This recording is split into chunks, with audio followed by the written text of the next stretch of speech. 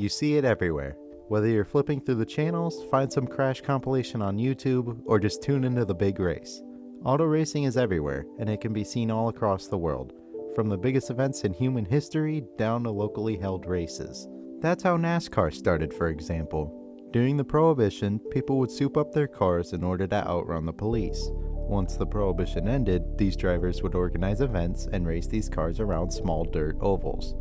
In 1947, Bill France held a meeting with racers, race promoters, media members, and more to organize the National Association of Stock Car Auto Racing, NASCAR.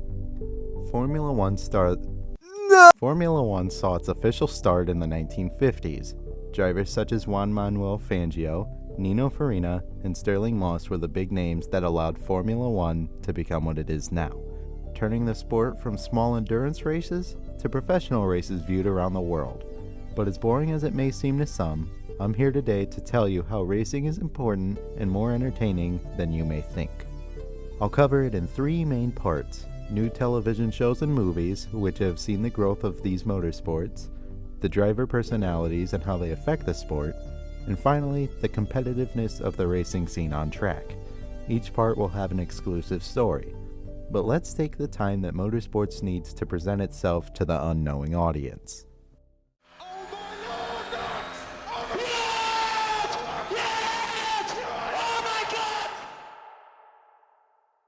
Formula One is arguably the biggest and most prestigious motorsport in the world. As big as it is, they've seen a drop in viewership somehow.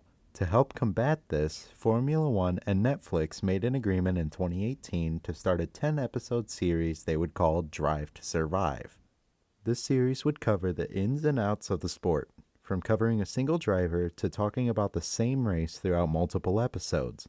Viewership of Formula One races have gone up 10% per The Athletic, a major motorsports journalist site. This is best shown in the 2021 season, more specifically, the Abu Dhabi Grand Prix. They entered the final race, the Abu Dhabi GP, level on points. This meant whoever finished better in the race would be crowned the world champion of 2021. The race immediately started with controversy when the two collided and Hamilton decided to skip a corner, claiming there was nothing he could have done. Sergio Perez, Verstappen's teammate, was able to place his car in front of Hamilton's long enough to bring Verstappen up to Lewis. This wouldn't matter though, as the final lap saw Hamilton pull away from Verstappen until Nicholas Latifi gave the wall a good taste of his rear end. This wreck would bring out the safety car. Due to the timing of the incident, Verstappen was able to pit for new tires, while Hamilton had to stay out on the aging hard tires. A one-lap shootout would decide a year's worth of hardships, battling, and near-death experiences. They had one lap to put themselves in the history books.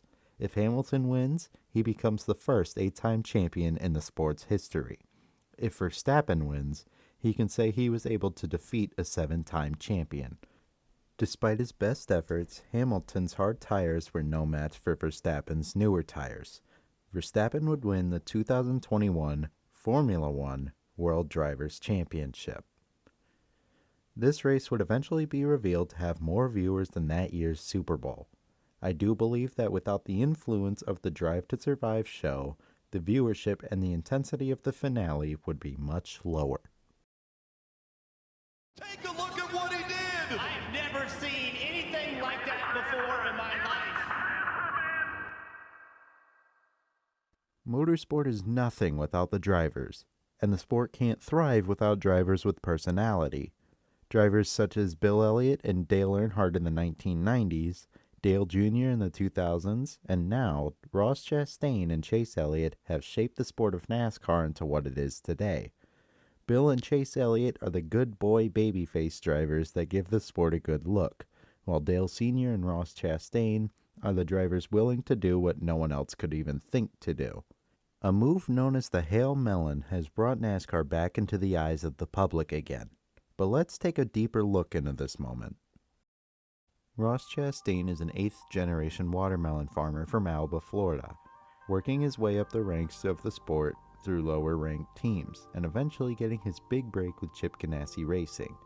Ganassi's team was bought out by Trackhouse Racing at the end of 2021, and would see the number 1 of Ross Chastain and the 99 of Daniel Suarez becoming the underdog team of the season.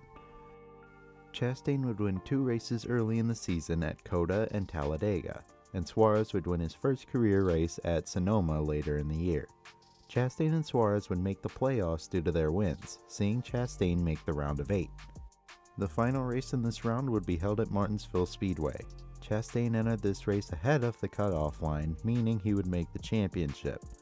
As the race progressed, Chastain would find himself 2 points out of the championship on the last lap.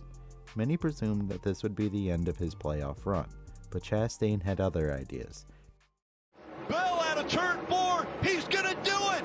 He's won his way into the championship. Let's go get us a championship. And the fight for the points right at the line. The one of Chastain past Hamlin. It almost doesn't look real. He's going It doesn't. fast. Look at this. Holy, you see that? He only needed to pass 2 cars to make it. He passed 5. Please welcome back to the Formula One podium for the 99th time, Fernando Alonso, who weaves across the line and celebrates a dream debut with Aston Martin. Formula One brought in new regulations in 2022, placing a cap on how much teams could spend creating their car. This car would hinder the performance of a team like Mercedes, while allowing teams like Alpine, Haas, and later on Aston Martin to make a charge to the top of the grid. But for this segment, we will cover Aston Martin's 2023 season so far.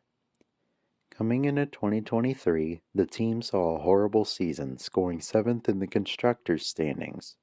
With the retirement of their driver, Sebastian Vettel, Aston Martin was in need of a new driver. They brought in another world champion in Fernando Alonso. Many wondered what Alonso saw in a team that appeared to be on the downfall. Their suspicions would be shot down immediately, though. With an incredible Bahrain Grand Prix to start the season, Alonso would take his first podium with the team in his first attempt. Alonso would follow this with another podium at the Saudi Arabian Grand Prix 2 weeks later. He would get a 3rd straight podium in Australia and his 3rd straight 3rd place finish. His streak would end with a 4th place finish in Azerbaijan. Alonso, in a car that finished 7th of the 10 constructors last season, sits 3rd in points after 4 races. His teammate, Lance Stroll, is 8th in points. This puts Aston Martin 2nd in the constructors. Truly one of the best season-to-season rebounds in Formula One history. We've covered the ups and downs of what auto racing can provide to fans, competitors, and companies alike. With some of the greatest and most memorable moments in human history, it's no wonder that people have gained more of an interest in such a strange hobby. Starting out as bootleggers running from the cops, NASCAR has become one of the most watched sports in the United States.